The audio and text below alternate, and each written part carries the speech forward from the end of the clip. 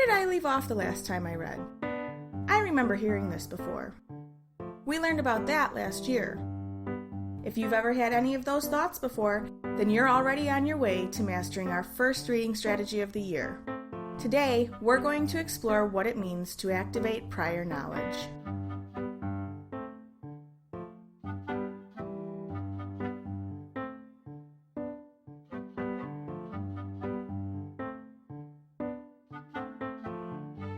What is prior knowledge? Prior knowledge means to use what I already know to help understand something new. Basically, it means to brainstorm or tap into our memory.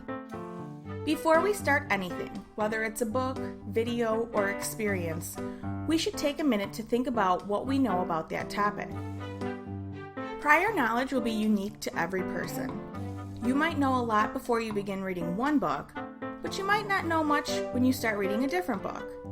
Sometimes you might remember a lot of specific details from where you left off, and other times you might only remember the last major event. That's okay. It doesn't matter how much you already know before you begin. In fact, the more you read, the more prior knowledge you create for the future. What does matter, though, is that you make an effort to activate your prior knowledge every time you sit down to read, whether you're at the beginning, middle, or end of the text. Why is prior knowledge important? Most importantly, activating prior knowledge prepares our brains to read. If you are the type of student who can read a paragraph, but then can't remember what you just read when you finish, part of the problem might be that you were not prepared when you began reading. To illustrate this, think of your brain like a muscle. Just like a muscle needs to be exercised to get stronger, our brains need to practice how to read, think, and remember. And just like an athlete stretches his or her muscles before starting to play a sport, our brain needs a warm-up before putting it to work. Activating prior knowledge prepares our brains to read. Prior knowledge tells our brain to focus on what we're about to read. When we think about what we already know, it also gives us a chance to review previously learned information, ask questions, and make predictions about what we're going to read. In this way, prior knowledge can help guide our brains as we read. Our reading might clarify information we didn't quite understand before, or it could provide us with new details. We'll be more aware of these changes if our brain was already focused on these ideas. How do we use prior knowledge correctly? Using prior knowledge effectively is one of the simplest things we can do as readers. Ask yourself, what do I already know about this? The answer comes from your prior knowledge. However, in the beginning, if nothing comes to mind right away, you might need to work a little harder to train your brain how to think. You can do this by looking at smaller parts of the text to see if there's anything you already know. Here are some examples of what you might think about when you activate prior knowledge. If you're reading a fiction text, like a novel or short story, you might ask yourself these questions. What do I already know about this story? What does the title tell me? What do I know about the author? What did the book summary say? What genre is this text? What happened the last time I read? If you're reading a nonfiction text, such as any textbook, news article, or brochure, you might ask yourself these questions.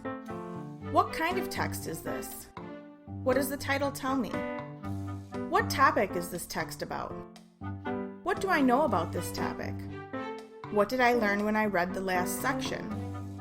What is my purpose for reading this text? Just like anything, the more you practice, the better you'll get at it. For this reason, we want to make it a habit to stop and think about your prior knowledge every time you read. Make it part of your reading ritual, whether you're reading for class, enjoyment, or another reason. And if you need a reminder, grab one of the RFM bookmarks from your teacher. Prior knowledge is the first strategy listed. What are some examples? Now that we have a good idea of what prior knowledge is, why it's important, and how to use it, let's take a look at some examples. Let's say you open your math textbook and see a chapter titled Chapter 1, Geometric Shapes. Now, you might not think you know anything about this subject, but you'd be wrong. Do you recognize the word shapes? Can you think of any examples of shapes? If you did, you activated prior knowledge. In this case, even if you don't recognize the word geometric, hopefully you'd make note of that. Then, as you read this chapter, your brain should be paying attention to find out what geometric means and what geometric shapes are. In another example, if you were reading the newspaper and saw a news article titled West Nile Outbreak Largest Ever in U.S., what comes to mind? You should know that the U.S. is the United States, the country we are in, so that narrows things down. You might also recognize the word outbreak as something that spreads, usually quickly. You may even know that West Nile is a disease that can affect humans or that mosquitoes carry. If you thought of any of those ideas, you activated prior knowledge and prepared your brain to read. Now that you've had a little practice, look at the following book title. Rebound, The Odyssey of Michael Jordan by Bob Greene. Think of 2 things you already know about this topic. Need some help? Remember, we might have to train our brains how to think, so let's practice. You might recognize the name Michael Jordan. What do you know about him? What sport did he play? What team did he play for? What is he known for? Can you picture what he looks like? If you answered any of those questions, you activated prior knowledge. Let's try one more time. What comes to mind when you hear this book title? Harry Potter and the Sorcerer's Stone by J.K. Rowling. Here are some hints if you're having trouble. Is Harry Potter a normal boy? Is this the only book that features Harry Potter, or are there others? Has this book been adapted into another format, like a play or a movie? Is this a book a lot of people have read? Do readers generally seem to like it or not? If you answered any of those questions, you activated prior knowledge. Recap.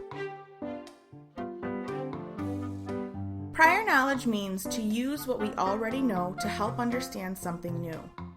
Activating our prior knowledge prepares our brains to read, so we need to make it a habit to think of prior knowledge every time we read by asking, what do I already know about this topic? And in the beginning, we might need to train our brain how to think by asking more specific questions about the title, author, subject, or previous reading. That wraps up our flipped lesson on prior knowledge. If you have any questions about this strategy, feel free to watch all or part of the video again or ask your teacher when you return to class.